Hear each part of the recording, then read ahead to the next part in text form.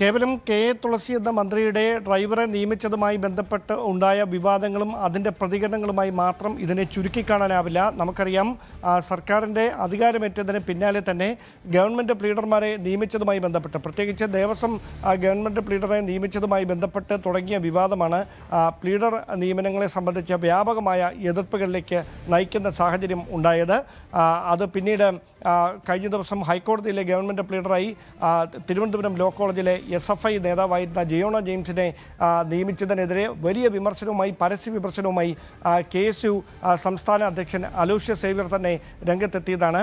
അതിന് പിന്നാലെയാണ് K A തുളസിയുടെ driver നിയമനത്തിലും സമാനമായ തരത്തിൽ ആരോപണങ്ങൾ ഉയരുന്നത്. പക്ഷേ അതിന് കൃത്യമായൊരു വിശദീകരണവുമായി കെ എ തുളസി രംഗത്തെത്തിയിട്ടുണ്ട്.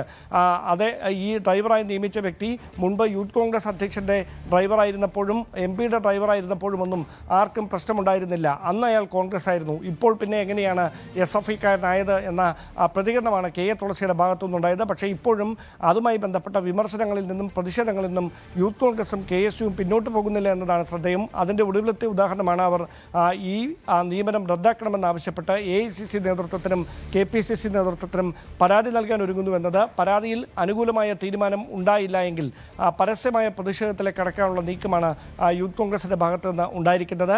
വ്യാപകമായി മന്ത്രിമാരുടെ പേഴ്സണൽ സ്റ്റാഫിലെ നിയമനങ്ങൾ സംബന്ധിച്ച ഇങ്ങനെ വിവാദങ്ങൾ ഉയരുന്നത് പാർട്ടി പ്രവർത്തകരുടെ മനോവീര്യം തകർക്കുമെന്ന നിലപാട് പരസ്യപ്പെടുത്തിക്കൊണ്ട് KPC ജനറൽ സെക്രട്ടറിയായ PM നിയാസ് കഴിഞ്ഞ ദിവസം ന്യൂസ് 18-ൽ തന്നെയാണ് പ്രതികരണം നടത്തിയത്. സമാനമായ പ്രതികരണവുമായി മുതിർന്ന നേതാക്കളും രംഗത്തെത്തുന്ന സാഹചര്യമുണ്ട്. പക്ഷേ പാർട്ടിയിലൊരു അവമതിപ്പുണ്ടാക്കുന്ന തരത്തിൽ, ഒരു പുറത്തേക്ക് പാർട്ടി പ്രവർത്തകർക്കിടയിൽ ഒരു നിരാശ പടർത്തുന്ന തരത്തിൽ പരസ്യ പ്രതികരണങ്ങൾ വേണ്ട, പാർട്ടി വേദിയിൽ അക്കാര്യം ഉന്നയിക്കാമെന്ന നിലപാടിലാണ് ഭൂരിപക്ഷം മുതിർന്ന നേതാക്കളും. അതുകൊണ്ട് തന്നെയാണ് അടിയന്തരമായി KPCCയുടെ ഒരു നേതൃയോഗം വിളിച്ചു ചേർക്കണം. നിയമനങ്ങൾ സംബന്ധിച്ചുണ്ടായിരിക്കുന്ന വിവാദങ്ങൾ, അതുമായി ബന്ധപ്പെട്ട പാർട്ടി പ്രവർത്തകർ മുമ്പോട്ട് വെക്കുന്ന ആശങ്കകൾ, അത് അനുഭാവപൂർവ്വം പരിഗണിക്കണം.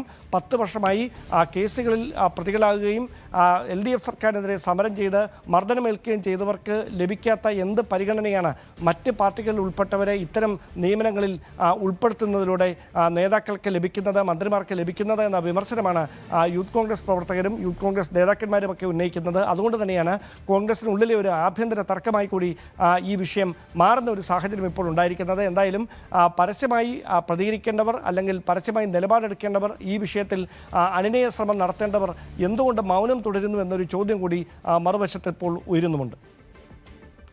ഒരു കാര്യം കൂടി, ഈ നിയമനങ്ങളുടെ എല്ലാം അപ്രൂവൽ അതോറിറ്റി മുഖ്യമന്ത്രിയുടെ ഓഫീസാണ്. പ്രത്യേകിച്ച് അദ്ദേഹം ധനമന്ത്രി കൂടിയാണ്. ഈ ഫയലുകളെല്ലാം കാണുന്ന വ്യക്തിയാണ്. അപ്പോൾ എന്തുകൊണ്ട് ഇക്കാര്യത്തിൽ ഒരു പരിശോധന ഉണ്ടാവുന്നില്ല? 10 വർഷത്തിന് ശേഷം ലഭിക്കുന്ന ഭരണമാണ്. സ്വാഭാവികമായും മുമ്പ് പാർട്ടിയുടെ ഭാഗമായി നിന്ന സമരരംഗത്തുണ്ടായിരുന്നവരെല്ലാം പരിഗണിച്ചു വരേണ്ടതാണ്.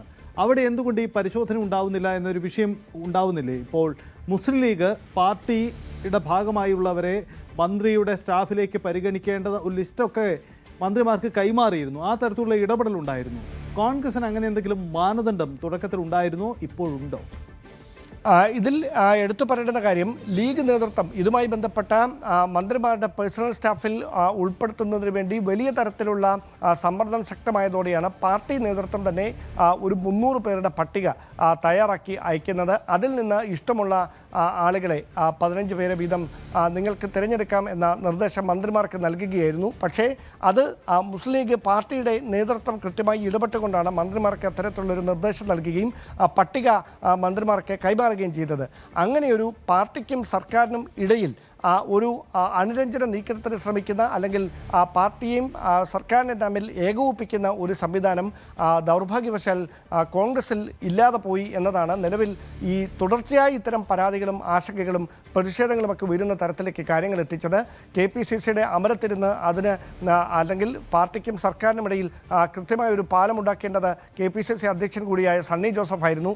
അദ്ദേഹവും ഈ മന്ത്രിസഭയുടെ ഭാഗമായി, അതായത് മുഖ്യമന്ത്രി എടുക്കുന്ന തീരുമാനങ്ങളിൽ കൃത്യമായി യോജിപ്പ് അറിയിക്കേണ്ട, കൗൺസിൽ ഓഫ് മിനിസ്റ്റേഴ്സിൽ ഒരാളായി പാർട്ടിയുടെ അധ്യക്ഷൻ കൂടിയായ KPCC അധ്യക്ഷൻ മാറുകയും KPCC അധ്യക്ഷ സ്ഥാനത്തേക്ക് സണ്ണി ജോസഫിന് പകരക്കാരനായി മറ്റൊരാൾ വരാൻ കാലതാമസം ഉണ്ടാകുകയും ചെയ്തതാണ് നിലവിൽ ഈ പ്രതിസന്ധിക്ക് കാരണം.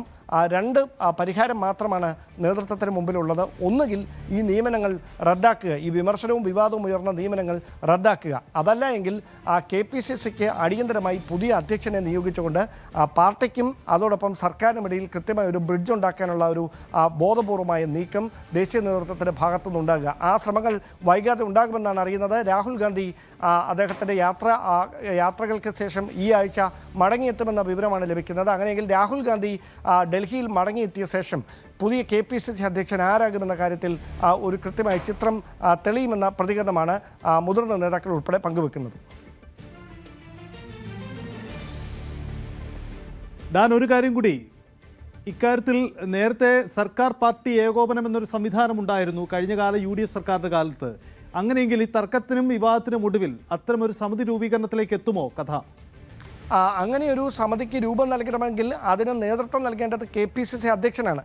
നിലവിൽ ആ KPCC അധ്യക്ഷൻ വൈദ്യുതി മന്ത്രിയാണ്. അങ്ങനെ ഒരു വ്യക്തിയെ ഈ സർക്കാർ പാർട്ടി ഏകോപനത്തിൻ്റെ ചുമതല ഏൽപ്പിക്കുക എന്ന് പറയുന്നതിൽ സാങ്കേതികമായ ചില പ്രശ്നങ്ങൾ ഉരുത്തിരിയും. ആ പശ്ചാത്തലത്തിലാണ് ഒരു മുഴുവൻ സമയ അധ്യക്ഷനെ പാർട്ടിക്ക് വേണമെന്ന ആവശ്യം, അങ്ങനെ ഒരു മുറവിളി പ്രവർത്തകർക്കിടയിൽ നിന്ന് നേതാക്കൾക്കിടയിൽ നിന്നൊക്കെ ഉയരുന്നത്. ആ ഒരു സാഹചര്യം കൂടി കണക്കിലെടുത്തുകൊണ്ടാണ് അടിയന്തരമായി തന്നെ KPCC അധ്യക്ഷനെ പ്രഖ്യാപിക്കണമെന്ന ആവശ്യം ദേശീയ നേതൃത്വത്തിന് മുമ്പിലെത്തിയിരിക്കുന്നത്. ഇതിൽ ഏറെക്കുറെ ചില തീരുമാനങ്ങളിലേക്ക് അവർ എത്തിയിട്ടുണ്ട്. പക്ഷേ ഇപ്പോഴും ചില തർക്കങ്ങൾ, ഈ ഗ്രൂപ്പ് സമവാക്യങ്ങളൊക്കെ ഉണ്ട്. അതോടൊപ്പം ഈ അർഹതപ്പെട്ട ഒന്നിലേറെ നേതാക്കൾ പരിഗണനാ പട്ടികയിൽ ഇടം പിടിച്ചിരിക്കുന്ന ഒരു സാഹചര്യം. അപ്പോൾ അതിൽ നിന്ന് ഒരാളെ തിരഞ്ഞെടുക്കുമ്പോൾ മറ്റുള്ളവരെ ഏത് തരത്തിൽ അനുനയിപ്പിക്കും? ഇതാണ് ദേശീയ നേതൃത്വത്തിന് മുമ്പിൽ ഇപ്പോഴുള്ള വെല്ലുവിളി. എല്ലാ കാലത്തും അങ്ങനെ വെല്ലുവിളികളുണ്ട്. അതിനെ അതിജീവിച്ചുകൊണ്ടാണ് അധ്യക്ഷന്മാരെ പ്രഖ്യാപിച്ചിരുന്നത്. സമാനമായ തരത്തിൽ രാഹുൽ ഗാന്ധി കൂടി എത്തിയതിനു ശേഷം മാത്രം മതി കേരളത്തിലെ പുതിയ KPCC അധ്യക്ഷൻ 10 വർഷത്തെ ഇടവേളയ്ക്ക് ശേഷം പാർട്ടി അധികാരത്തിലേക്ക് തിരികെ എത്തുമ്പോൾ പാർട്ടിക്കും സർക്കാരിനുമിടയിൽ ഒരു പാലമുണ്ടാക്കുന്ന ഏറ്റവും നിർണായകമായ പദവിയിൽ, KPCCയുടെ അധ്യക്ഷ പദവിയിൽ, സർക്കാർ എടുക്കുന്ന തീരുമാനങ്ങളിൽ വിയോജിപ്പുകളുണ്ടെങ്കിൽ അത് സധൈര്യം രേഖപ്പെടുത്താൻ കഴിയുന്ന, പാർട്ടി ഇടപെടൽ നടത്തി അത് തിരുത്തിക്കാൻ കഴിയുന്ന ഒരു മുഴുവൻ സമയ അധ്യക്ഷൻ വേണമെന്ന ആവശ്യം പാർട്ടി നേതൃത്വത്തിനുണ്ട്, പാർട്ടിയിലെ മുതിർന്ന നേതാക്കൾക്കുണ്ട്. അതുകൊണ്ട് തന്നെയാണ് അതിൽ അടിയന്തരമായൊരു ഇടപെടൽ ദേശീയ നേതൃത്വത്തിൻ്റെ ഭാഗത്തുനിന്ന് ഉണ്ടാകണമെന്ന ആവശ്യം അവർ പലതവണ മുതിർന്ന നേതാക്കൾ തന്നെ ഡൽഹിയിൽ AICC പ്രതിനിധികളെ അറിയിക്കുന്ന സാഹചര്യം ഉണ്ടായത്. എന്തായാലും രാഹുൽ ഗാന്ധി 14-ാം തീയതിയോ തിരികെ എത്തും.